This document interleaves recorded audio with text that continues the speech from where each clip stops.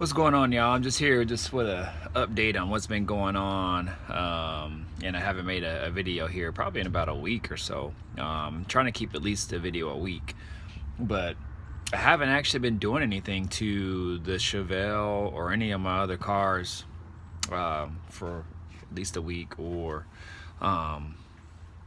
more, only because the the truck that's my daily had broke down.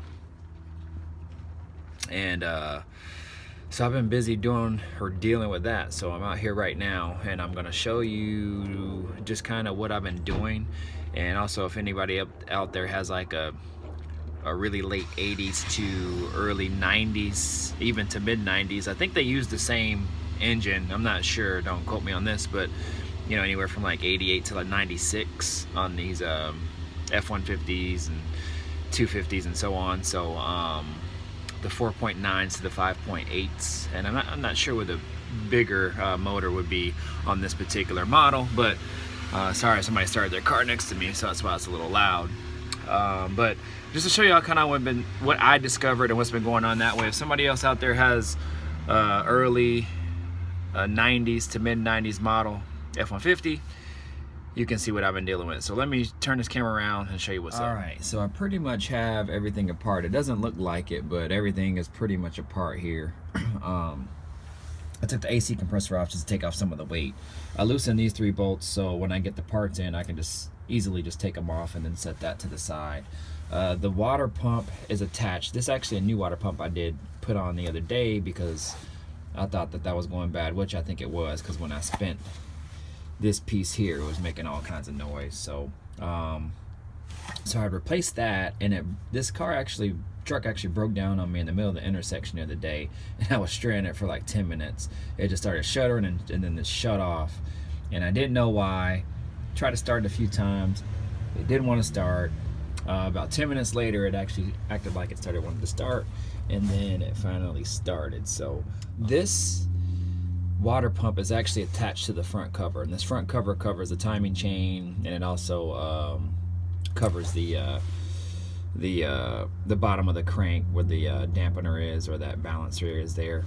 So the cool thing about it though is the pulley is actually only attached by 4 bolts, and you can pull that off and then get to the balancer there. So that's pretty easy to take off. But I replaced this pump, and then it was actually leaking coolant from here, and then a corner over here on the same side, just on the other side of the block. And I had noticed that, so these 2 bolts that were here, I actually tightened them up because they were kind of loose, and hoping that would kind of solve it and fix it. And then I took these out here and I cleaned those up and tightened those up. I already took some of these bolts out. The only reason I still have this one in is because it's holding the bracket here in too as well. But hoping that would fix it. Put in a new water pump, and then I thought that the car had a fuel issue, because it's been kind of sputtering here and there when I've been driving, and finally it just cut off on me the other day. So I wanted to start with the easy stuff first, and so I went and bought a new fuel filter. It looked like the other one had been in there for a while, so I replaced that. Put the filter in, replaced the water pump, put everything back together, fired right up, ran, shut it off, shut it on again, turned on, no problem, shut it off, shut it on again, and it just started to turn over, and it wouldn't actually start. And I was like, shit, here we go again. It was doing the same thing that it was doing when I was stuck in the middle of the intersection. So I called my mechanic, and I thought maybe something electrical, maybe plugs or whatever. I pulled some plugs, and the plugs look good. I think this distributor or coils and all that is actually fairly, not new, but fairly new. I mean, anything could happen. I guess it could go bad. My mechanic was saying if it was something electrical, it wouldn't actually probably start at all, for the most part at least. That's what he was thinking. He was thinking that it was probably leading to the fuel pump, which I also kind of thought that too, because like I said, when I'm driving, it just kind of sputters every now and then. There's been a couple of occasions where it's kind of just struggled to start, and maybe it's going out on me, I don't know. I don't even know if this fuel pump has ever been replaced. This car actually has 2 tanks, So I usually run off the rear because the front tank is actually, the gauge is broke, so I never know how much gas I have, but I always keep that tank on full. In any case, it cut off on me with that tank running. I was running off the rear tank, so I pulled the tank out. I just ordered a new fuel pump. It was like 40 bucks, and I'm just gonna replace that.